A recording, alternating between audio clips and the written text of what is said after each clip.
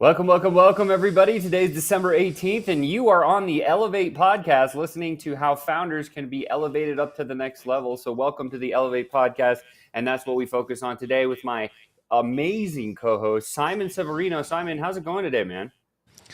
Whoop, whoop. I'm looking for our button. Here I am. Always excited to be here. Let's do this.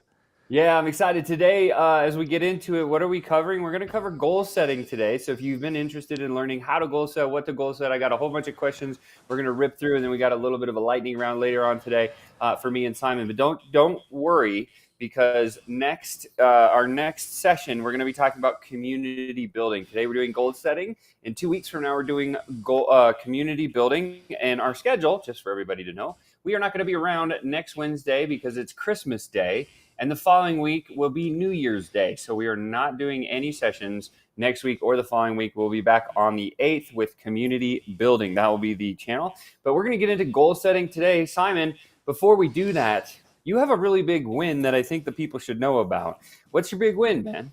Which one? Well, the one where you went crazy this last week and you built yourself an app. Oh, that's so cool. So last week, I got a question in the 200K Club, and the question was, Simon, if I am a client of yours, I have access to you in Slack. I can ask you stuff. But if I'm not a client of yours, where is the one place where I can ask you stuff? And this question really bugged me. I went for a walk of an hour. Where is the one place where non-clients can ask me a question? I had no answer. So I started digging around. If I would bring all my content into one place, where would I put it? Would I put it on Substack? Where would I put it? And long story short, an hour later, it clicked. And I said, if I had only one place for everything, then I would build our own branded app. And so I started immediately building it. It was Friday, and here we are. 1 week later, the app is there, and I'm launching it as we speak. I love that, man. That's so cool. I think it just goes to show, if you're a founder and you're listening to this show, I think it's just really good, a reminder of watching Simon, watching me, watching some of these thought leaders that are in the space, because they just do what they think they need to do, right? They get into it. They don't worry. They don't ask questions. They just go do the thing, right? So that's what we try to bring you every single week is practical, tactical strategy, and kind of more so just direction. Because I think if you have the direction and you know what to do and you know you're on the right track and you have validation, then going in the right direction is awesome. Having, like what Simon said, now he has this whole community feel. I've seen some of the biggest marketers in the world build their own apps. Simon just did that. So if you're thinking about that and you have a big tribe, that might be another thing. You can always reach out to Simon to get into that. But let's get into some goal setting, Simon. We're going to start. Here's the first question coming at you hard and fast. What's the biggest lesson you learned in 2024 that will influence how you set your goals for 2025? And guys, as I'm asking these questions, you should be answering them too. Simon, what's your answer? What's the biggest lesson you learned in 24 that will influence how you set goals in 25? Yeah, if we build on what we just saw. So on Friday, something happens, somebody asks you a question, and you as a founder go, ooh, I have a gap. I want to improve this. Now you want a goal setting framework that's not, in 6 months, I have to change my annual planning. So you need something that is so quick that half an hour later, you can change it with 2 buttons. That's my main learning. Yeah. And so whatever your goal setting system, your planning system is, make sure you can quickly change it. Of course, if you're a solopreneur, it's easy. You are the planning system, you change it. But if you have 15 people, 35 people, 300 people on your team, I know some of you guys listening right now, I can't change the direction of 300 people in an hour, Simon. How would that work? And I can share stuff. I'm happy to share a screen later on and show you exactly, if you have 300 people, how you can organize for changing direction in an hour, because there is actually a tool for that. I call it the focus card, and I'm happy to share screen later. Yeah, that would be awesome to see that. Coming over to me, like the biggest lessons that I learned for 24 that influence how we goal set in 25, we run on a cadence, right? And I know Simon is really known for having a strategy sprint cadence where it's 90-day cadence. He also has 12-month programs and some other things. When we set goals, one of the things that we do is we look at the core functions of a business. And so in our world, there's 5 core functions of any business. You've got lead gen, you've got lead nurture, you've got conversion, you've got delivery and fulfillment, and you have retention. Every business has these 5 core functions. And so, what our team does is we objectively look at each one of these functions and we rate them on a scale of 1 to 5. We do this every 90 days. And then we look at the lowest number out of the 5, right? And then that's the one that we focus on for the next sprint in the next 90-day session. The lowest one, because we want to, a rising tide brings up all boats. Same concept here. And so what we look at is like every 90 days, we look back and we say, how did we do in the past 90 days for our lead gen?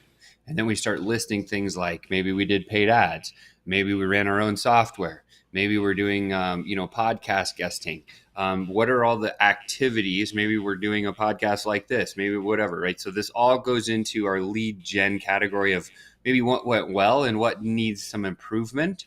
And we do that for each of the 5 categories. And then we come back and we rate those categories on a 1 to 5. And we choose the lowest number.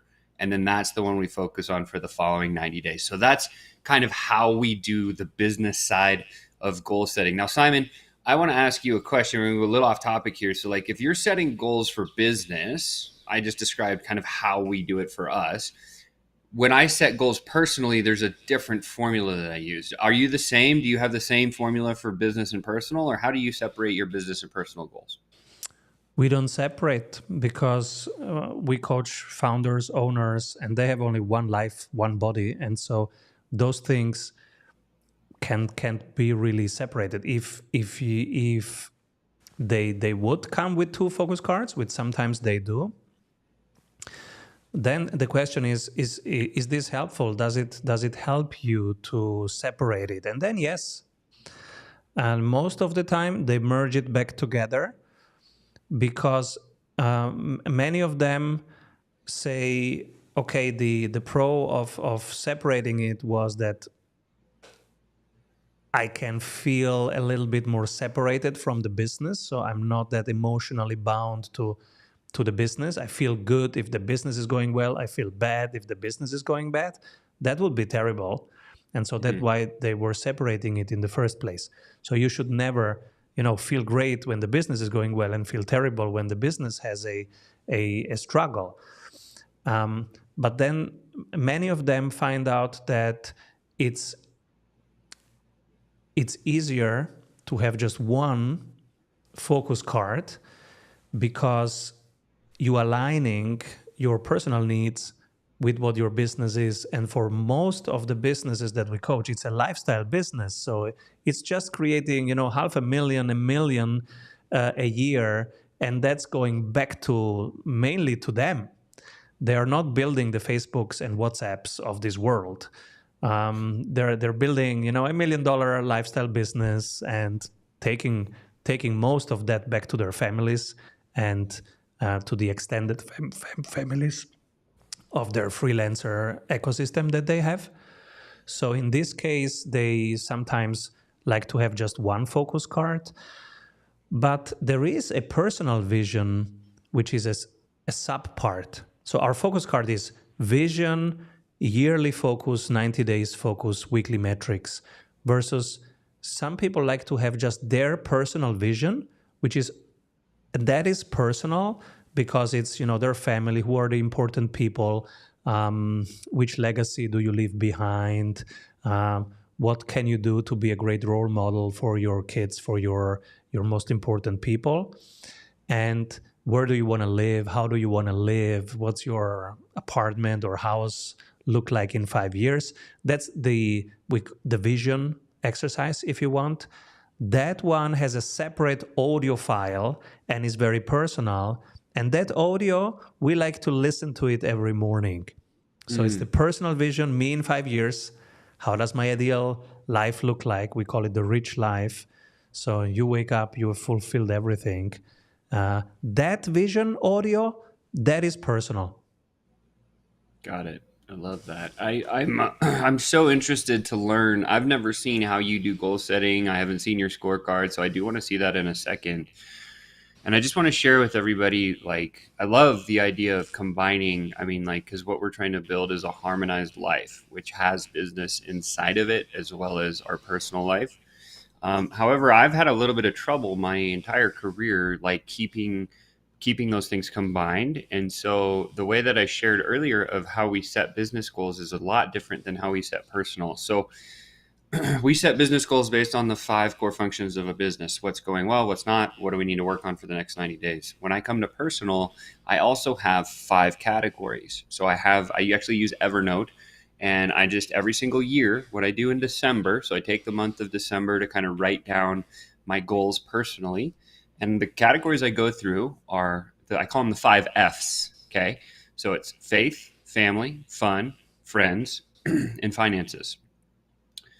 And so what I do is I take each one of those five categories and I write 3 to 5 goals for the year in each one of those five categories, and I leave that on a document. And these are my personal goals, right? These are the goals that don't include the business side. And then what I do at the end of the year in that December month is I go back and I look through all my goals and I'm like, okay, did I achieve? Did I not? And I tally what I've done, and then I give myself a score. So every year I'm making sure that I'm improving. So like in 2022, I was around 62% of my goals completed. I write like 5 categories off each of the five. So I have like 25 goals. So it's a lot, plus the business goals.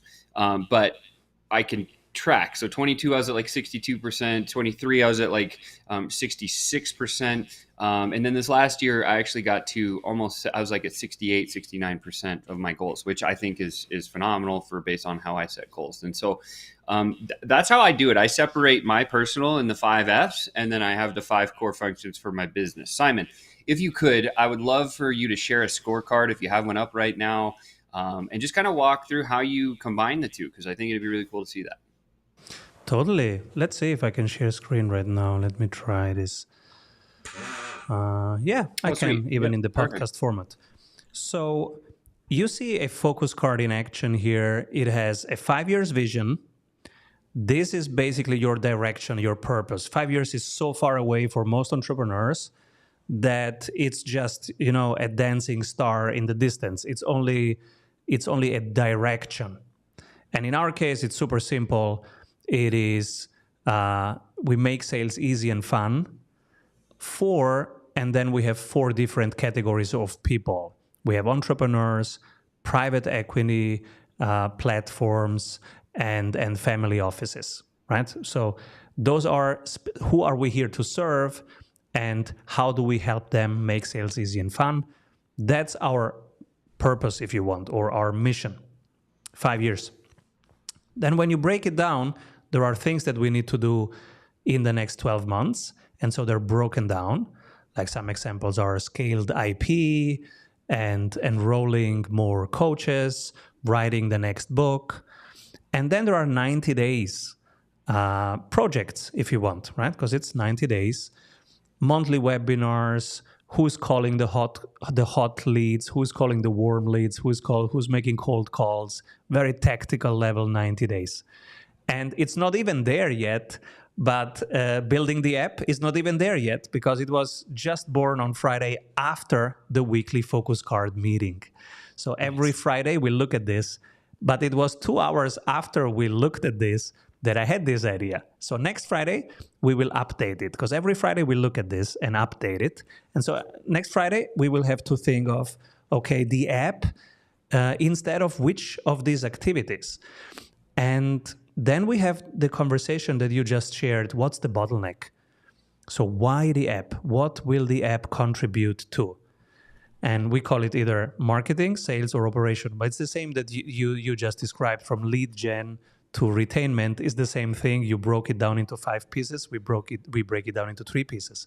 But it's the same. We call it marketing, sales, operations. And so what's the bottleneck right now? And how will the app solve the bottleneck? So should the app solve retainment?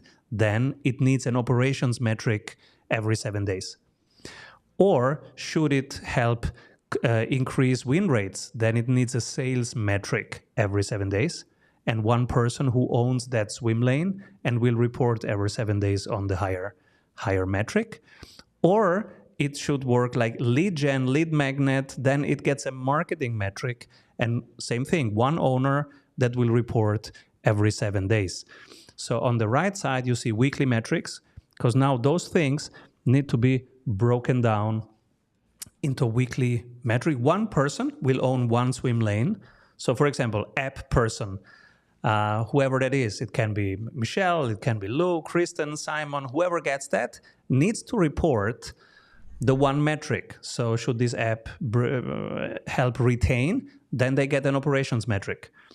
Or bring in more people, then it So gets let a me lead just gen ask you, so metric. like if you have a retention metric on that, because I Yeah. love that. I think it's so simple. It's one sheet, guys. And I think what's really, really, really unique to just know is if you just saw that sheet that Simon pulled up, he has basically, for those people that are just listening to the audio here, basically he has a 5-year vision, and everything on that whole map points to the 5-year vision. And if it says, if it's not going towards the 5-year vision, guess what? Simon's team doesn't do it.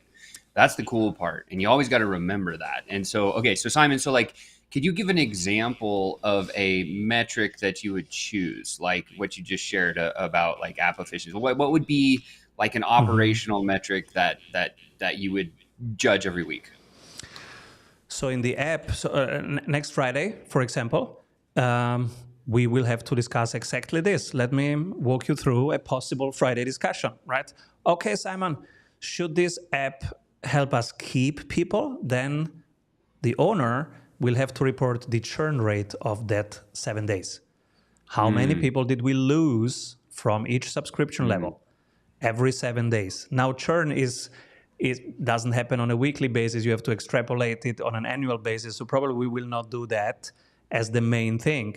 But that will be the discussion, right? Is it helpful to measure churn every 7 days and extrapolate it, or creating a trailing number, or should we measure something else? And these are the important discussions. But we can pick only one metric. So if it should solve a marketing problem, then okay, the swim lane owner has to report number of new subscribers. So it will have a 7 days trial. So we will pick either number of people who started the 7 days trial. That would be a lead gen metric in your language, right? yep, yep. And for us, it's a marketing metric. Or, no, I don't care about the number of trials. Let's talk about the number of people who Activated. stayed after the trial, so activated new members. That's somewhere between marketing and sales in our world. And so we would put that number, new members per week. So if you choose a metric that's somewhere between marketing and sales, how do you? Isn't that unclear? Because you don't. It's not like tracking whether it's marketing or sales. It's like, how do you separate that? Great question. So the number will be very clear because it's either number of subscribers, number of free trial, number of conversions, number of dollars, number of hopped off clients, churns. The number will be very clear. And the second tab of the focus card has sprint metrics. So there are always 3 metrics that are more important in this sprint, in these 90 days. So the current ones will be around the app. Number of people that entered, number of current free trials, number of converted probably will be the 3 most important temporary metrics. And then there are the evergreen metrics. Marketing, sales, and operations have also their evergreen metrics, like Mm. number of dollars that we sold more in these 7 days. So there are some evergreen. An evergreen marketing metric is number of subscribers. That's just newsletter subscribers, but it's an evergreen metric. It's important every week. And sometimes it's 1% more than last week. We celebrate it. We have our sounds here and we go, wow, congrats. It's more than last week. Who did it? What did you do? Let's do more of that. Brava, Michelle. How did you do that? Hey, Lou, it was you? Oh my God. You're a rock star. Tell me, what did you do? I And love if it. it's Yeah, 1% setting. Yeah, less, same thing. What celebrating is it? wins. Is the Yeah, site down? What is it? Do we have to repair anything? I love that. It's how celebrating wins is what it's about. I think that's so cool, right? So it gives your team space to brag a little bit about what they're doing, how they're doing, and it makes them feel good. And then you get to cheer them on and say, "Hey, it's going forward." So I love that. I think that's super clear. Hopefully, you guys saw that one sheeter. I think it's simple. I think it's easy. Let's go to question two. Question One two more here. thing Oh, about this, yeah, yeah. because sometimes we get asked, right? What's a good leader? How can I be a better leader? And guys, a good leader is somebody who notices the wins of other people, the progress of other people, Oh, that's and good. applauds to that, amplifies that by saying, I see it, I appreciate it, congrats. And You if can you use don't sounds have for that that. bone in your body, if you don't have that bone in your body and you don't know how to do that, make yourself a task every single day to give one person in your business a compliment. It'll be easy at first, but then you'll have to start stretching and looking and actually understanding what they're doing in order to give people compliments. Yeah, And if you focus on just giving one a day, watch what happens with your leadership. It'll explode. Promise, yeah. promise.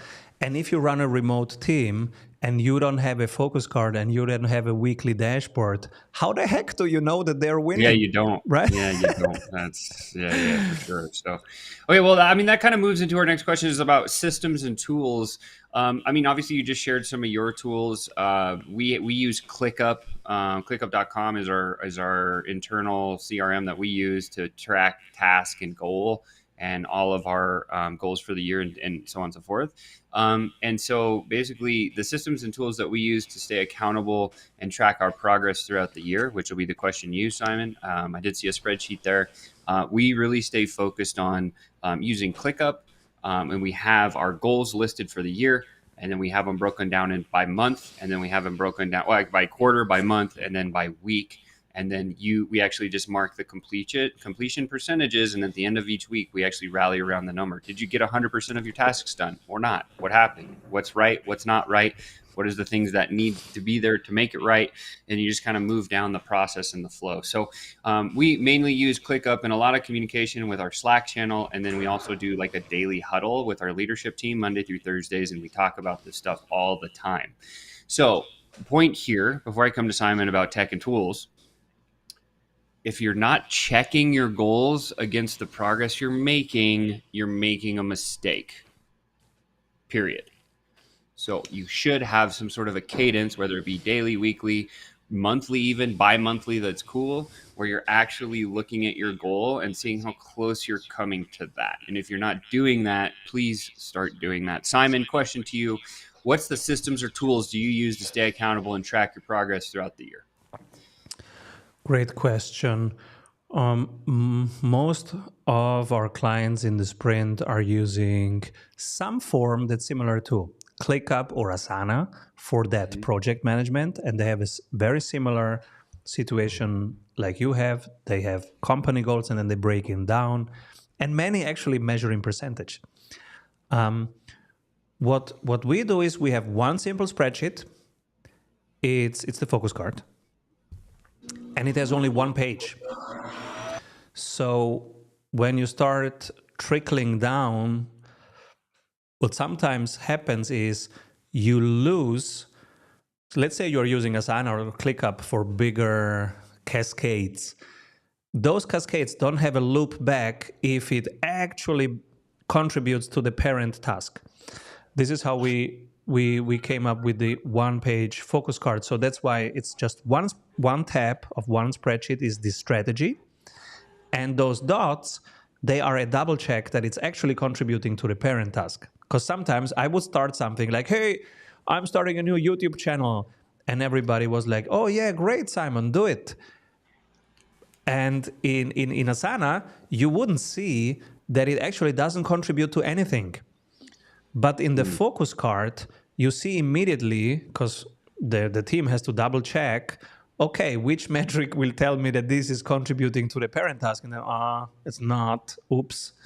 And then we have a hard discussion with Simon. Okay, you love YouTube, but is YouTube loving you back? Because maybe, it's a hobby. And then, okay, do it on the weekend. Yeah, I'll tell you, I've been publishing on my YouTube channel now for we just celebrated the 4 year anniversary of this recent YouTube channel that I've built. I have like 1,200 or 1,100 videos that I've published in 4 years, which is a lot of Boom. video. Like most people don't put that much videos out.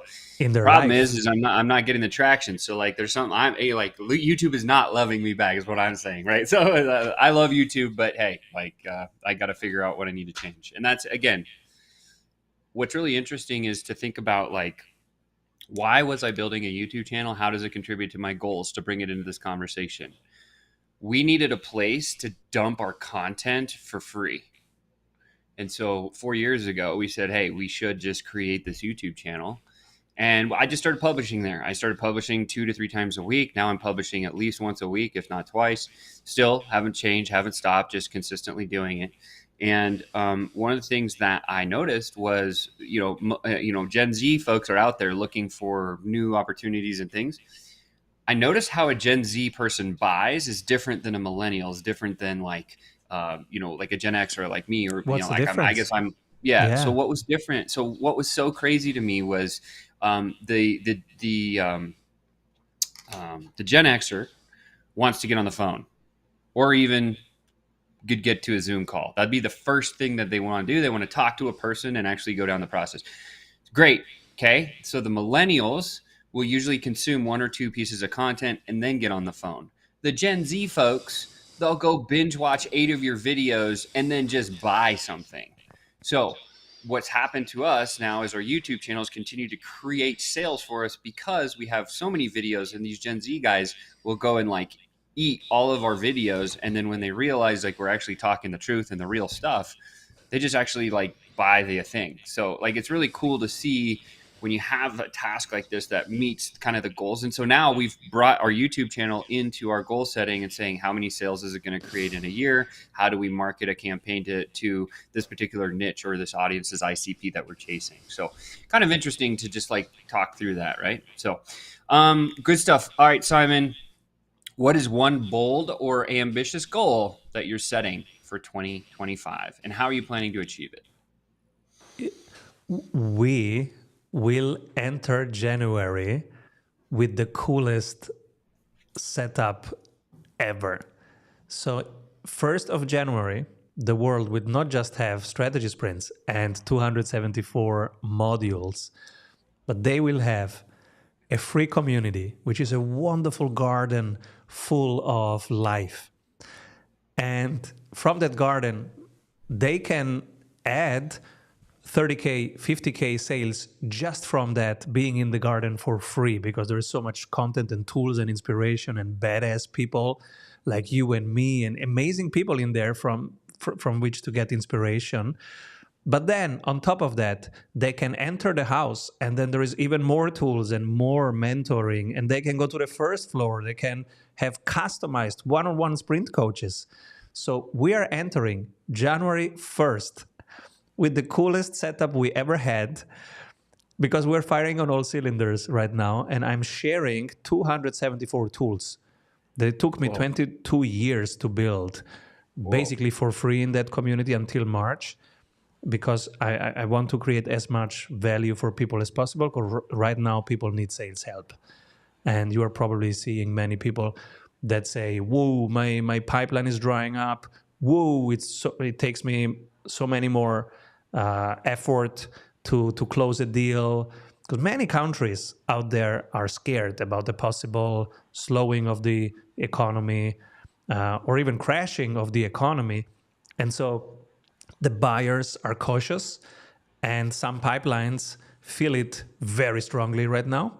And so I want to help those people. I love that. That's so cool. One bold or ambitious goal for me and for our business is to go from one-to-one sales. So we run a software company, and we've always been sales led. So big difference between sales led and product led. Most software companies are product led, like any of the social platforms. You would just go there, and then you're like, oh, here's the thing. You watch a video, then you sign up. That's a product led growth sale. Where a sales led growth sale would be you connect with somebody, whether they go inbound or outbound, and then you get on a call and bang a deal.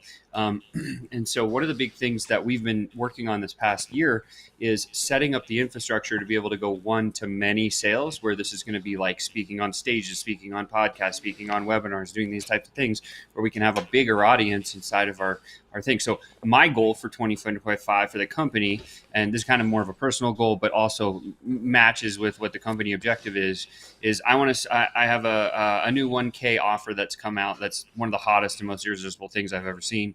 I'm going to be actually pitching it on webinars, and my goal this next year is to close 1,000 people at a $1,000 price point to make an additional $1 million in revenue for the business. So I'm publicly stating that that's my goal for this next year, and I actually have my first webinar tomorrow. So we'll see how that one goes. Oh my God, I want to come to the webinar. Please invite me. Yeah, so I'll send you the link so you can show up to that one. That's gonna be dope. And how are you Go going to ahead. fill those webinars? Ads? Oh, so great question. Yeah. So we run a software that can fill the webinar. So, like, I'm actually building a playbook around how to use our software to fill a webinar on a weekly, monthly, whatever basis. But then also, like, I'm going to include here's kind of the funnel I built, here's kind of the email sequence that's in tandem with it, with our small list that we're working on. It's not that small, it's 15,000. But, and so I'm combining a couple of things. The three ways of traffic is LinkedIn event and inviting my followers, because I've been posting a lot of content there. I'm doing an email marketing campaign, which is like a 5-day email campaign.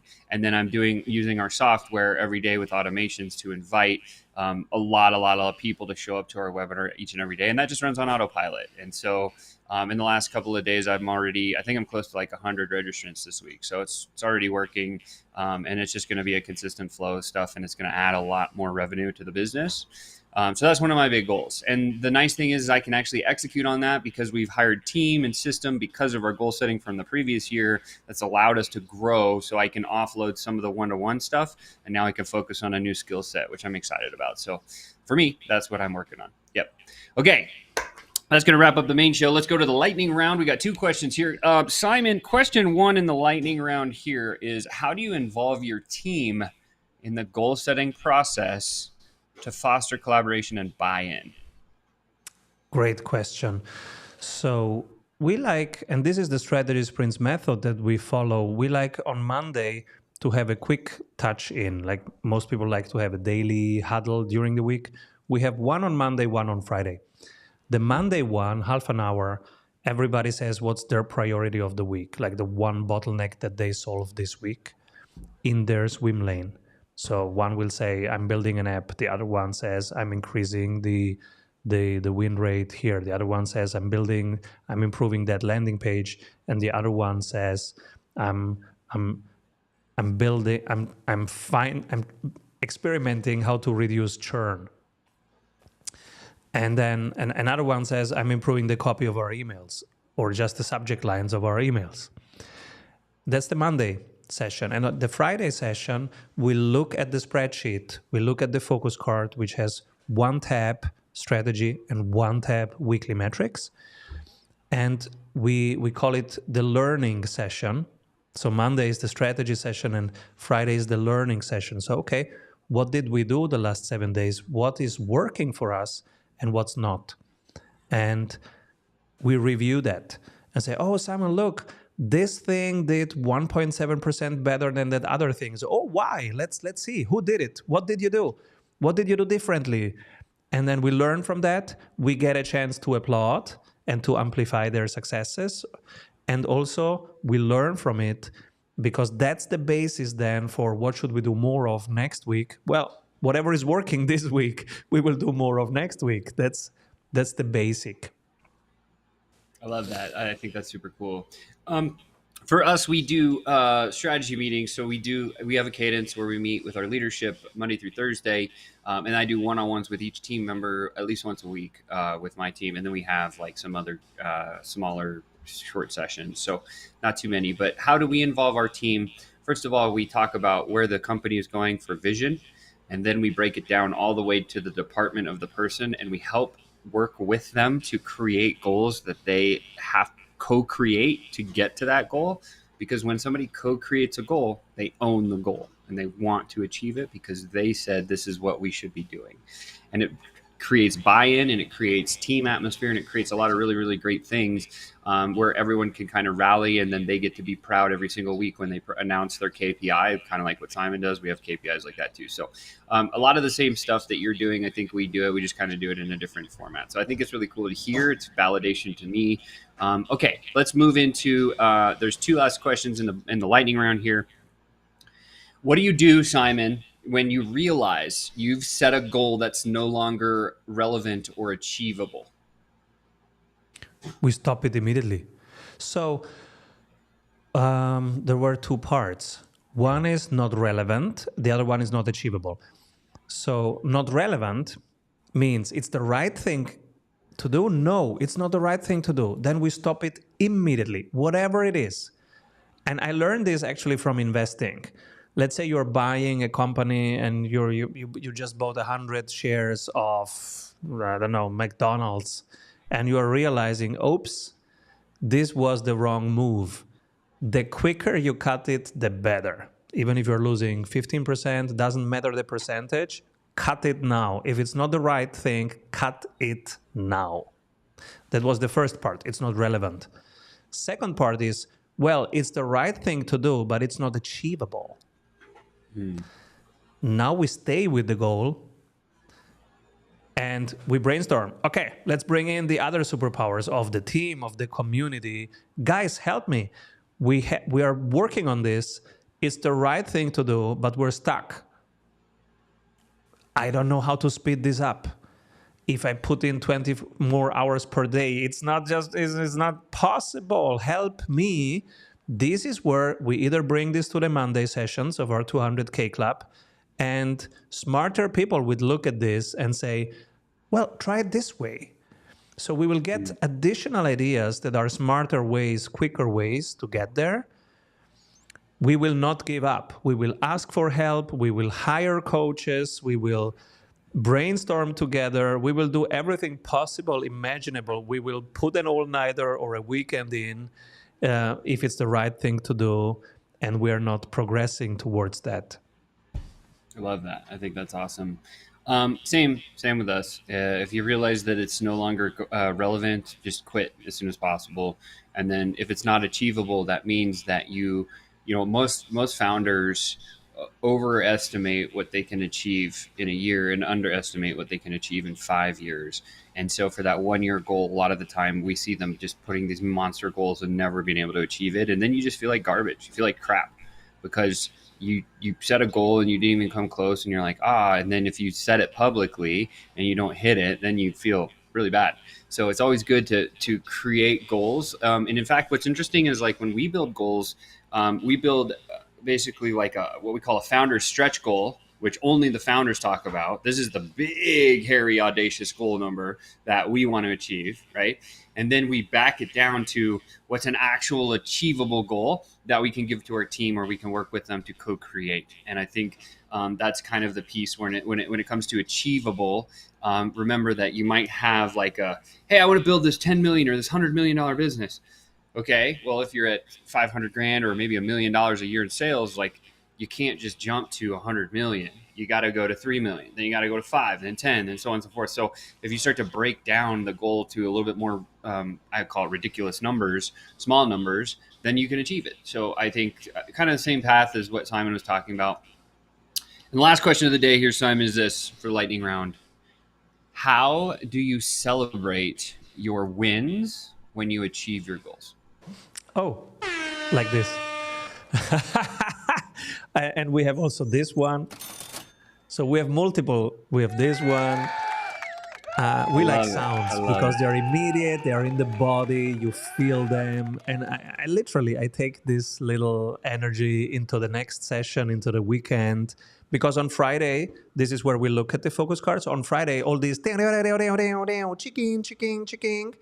it literally fills my body. It's Friday afternoon when we do it, and then it's done. It's early afternoon, and so I then go to friends and family and call it a day.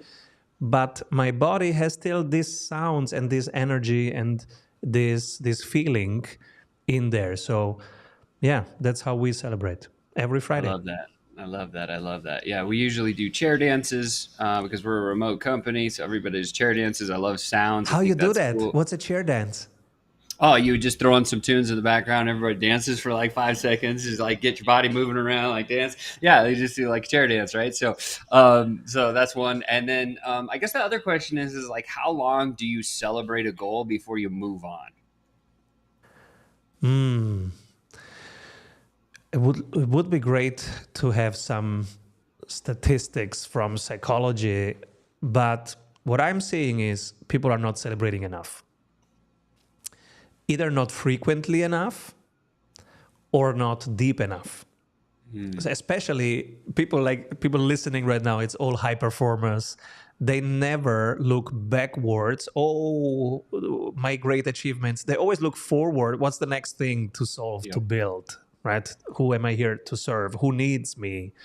And so we're always, and then and we're always looking at the next thing that we need to do. And this is something that can lead to burnout. Um, it's one thing. And the other thing is that we have a very high tolerance for stress because we're entrepreneurs, so we had to learn it. And then again, we don't have this innate self-love to say, hey, let's come together and just celebrate progress. That's not how most of us are wired, right? Um, and so we have to create a counterpart to this build, build, build, do pattern by actively celebrating. So, two things that we do. One is every Monday session starts with wins of the last 7 days. So, we Hmm. don't start with agenda building, we start with an abundance moment. What what can we celebrate of the last 7 days? What were victories of your last 7 days? Every 200K club, every Monday starts with victories. One round, everybody, 15 people saying, my victory is, my victory is, my victory is. And it's not only monetary victories like I closed an 80K deal. It's um, I've redone the offer, and by doing that, I have found clarity about our essence. It can be something totally immaterial, intangible, but super important for your clarity, for your confidence, for your well-being. So this is one element. Wins, we always start with victories, the Monday meeting. And the Friday meeting, where we look at the focus card, there is this innate dashboard that tells you it's either going up or it's not going up. If it's not going up, okay, what do we learn? And we get some positive hormones from learning together. If it's going up, well, then we get directly hormones and celebration from it going up.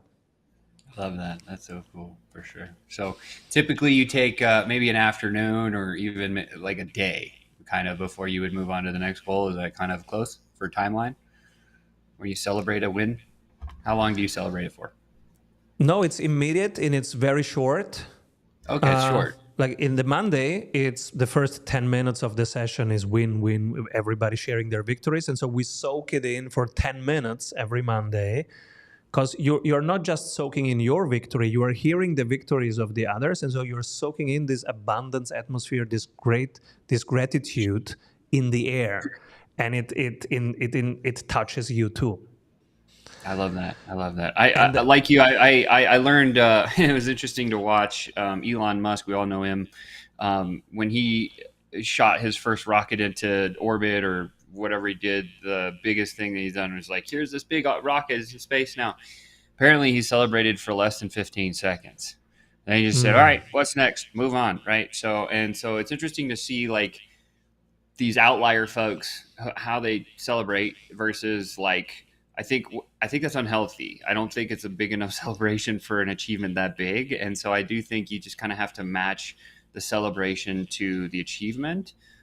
So if it's a little one, give yourself 10 minutes. If it's a bigger one, then maybe it's an afternoon. And then sometimes when you hit like a milestone goal, what Melissa and I do is we'll actually go have a weekend together. We'll just do a staycation somewhere. So that's kind of how we do it as well. So I think that's cool. I think it's different strokes for different folks, but that's going to kind of wrap up our session today on goal setting. So Simon, any last words that you wish to depart on our founders here before the 8th of January, which will be our next show? What's the topic on the 8th? We are going to be covering community building. I love this. I think community is the new marketing.